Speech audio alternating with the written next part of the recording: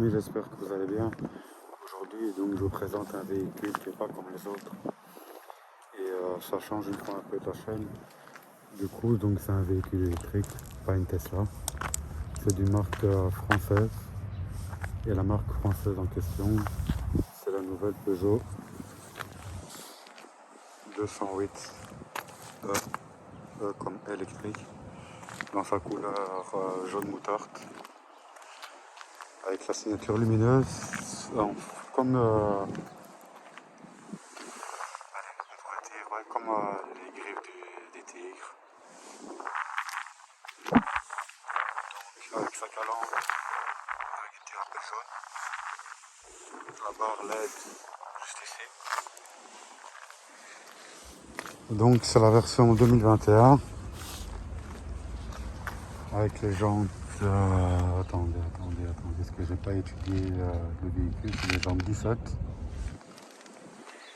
Donc c'est la finition GT Line.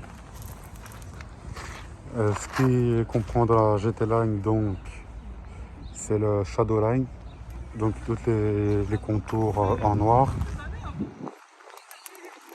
les coques de rétroviseur, les montants des portes en noir, c'est le petit signe E. Du coup l'arrière il se présente comme ça, avec le coffre, malheureusement pas électrique. Du coup donc là on retrouve le chargeur à 5 branches. On peut brancher donc sur une prise domestique 220 volts. La recharge de ce véhicule, il me semble qu'on le fait en 12 heures pour une recharge domestique, ou c'est une journée entière. Et en fait, je sais pas, allez une fois voir sur d'autres chaînes qui expliqueront mieux le véhicule. Là, c'est juste une brève présentation d'un amateur. J'ai pas fait des études de journalisme auto, mais voilà, tant que ça vous plaît, et on continue. Donc, bien précisé, GT Line.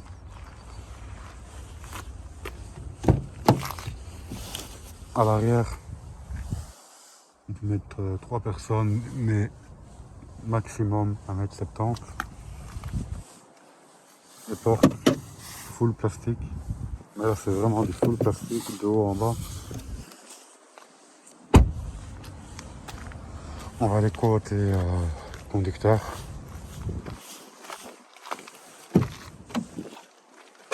Ici, les sièges semi-baquets. Donc le milieu c'est de tissu avec une ligne en cuir et les côtés en cuir, enfin semi-cuir. Là, imitation à sur notre porte, imitation carbone, mais c'est du pur plastique. Le volant qui est vraiment minuscule, donc j'aime bien. Le compteur digital qui est en 3D. Ici le GPS qui est tactile, qui est à 10 pouces et qu'on peut retrouver. L'interface, donc la radio pour le chauffage, la navigation qui est en 3D. On peut la mettre aussi en 2D, 3D, etc. Là on va laisser sur 3D. Là tout ce qui est les aides. Pas beaucoup, mais bon, il faut pas s'attendre aux technologies de chez Mercedes. Après, il y a l'Apple CarPlay, Peugeot Connect et Android, donc c'est bien pour ceux qui ont des iPhones et autres téléphones qui tournent sur Android.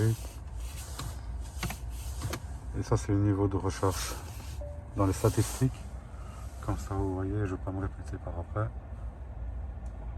Voilà. Et la charge, voilà. Après, voilà le pommeau de vitesse, rien de particulier. Et là, les chargeurs type C et USB. Nous on mettre une paire de lunettes. Parking, donc frein à main électrique. Le drive mode. Donc il y a le mode sport qu'on peut trouver là, éco et confort. La boîte à gants. Pas la boîte à gants, plutôt la coudoir. Et voilà donc sa finition en GT Line avec les pédaliers en aluminium. Et voilà, on a fait la globalité du véhicule à l'intérieur. Du coup on se retrouve à tout de suite pour l'essai du véhicule sur l'autoroute. Du coup on se retrouve à l'intérieur donc la Peugeot 208 GT Line électrique. Là donc on est sur l'autoroute et je vais vous montrer donc qu'est-ce qu'elle vaut réellement en électrique, le confort et l'autonomie, etc. Du coup donc là il nous reste déjà 248 km d'autonomie. Du coup je vais appuyer sur le mode sport. Donc elle est équipée du Virtual Cockpit en 3D. Et donc le mode sport, attendez, d'abord je vais déplacer ce camion.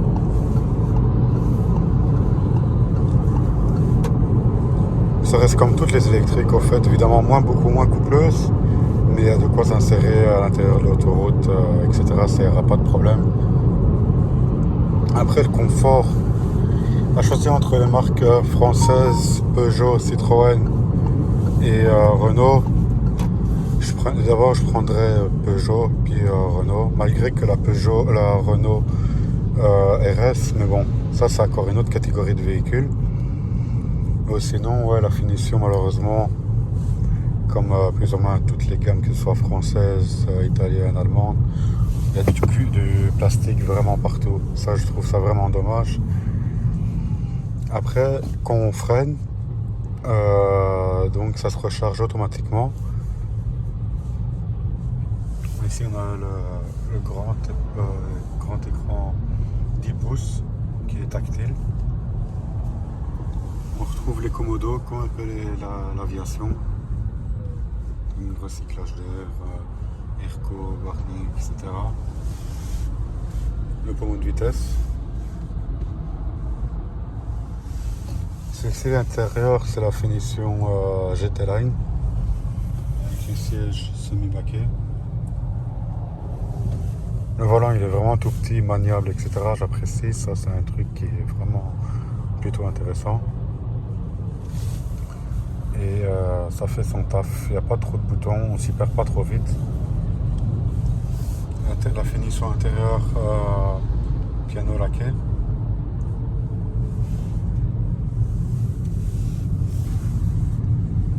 Donc celle-ci elle a toutes les aides, donc le Line Assist, changement de voie automatique.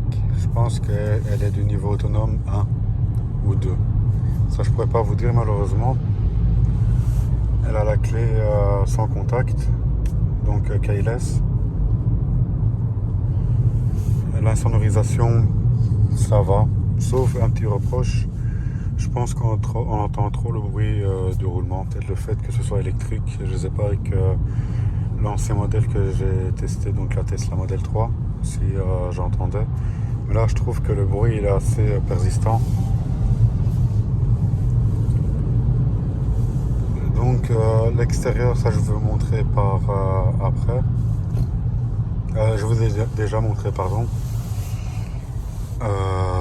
Quoi dire de plus? On va dire ses concurrentes.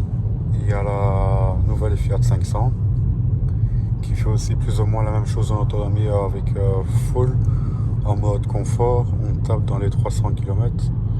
La Renault Zoé, idem. Et chez Citroën, je sais pas s'ils ont fait encore des véhicules électriques, mais en soi, dans les marques qui restent encore abordables au grand public, ouais, il y a la Mini.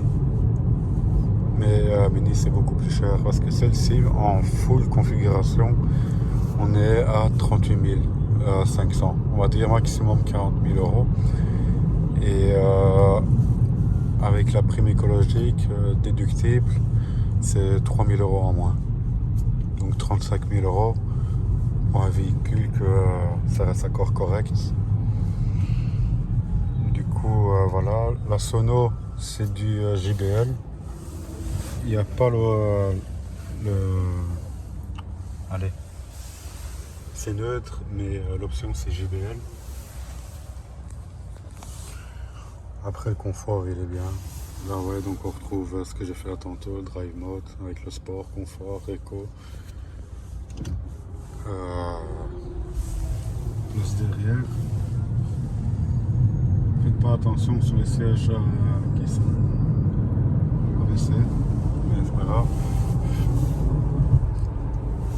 Du coup voilà, petite accélération, donc il n'y a rien de surprenant. Ça avance, mais sans plus.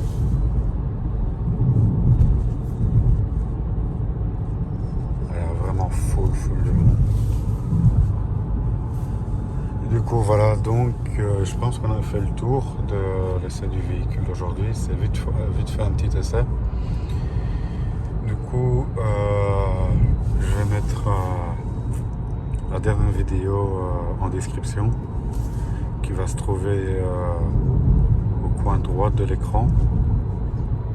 Et sur ce, je vous laisse sur cet embouteillage qui reste indéfini. Ça c'est Bruxelles, pour pas changer. Et je vous dis à bientôt pour des nouvelles aventures et des nouveaux essais. À bientôt, ciao ciao.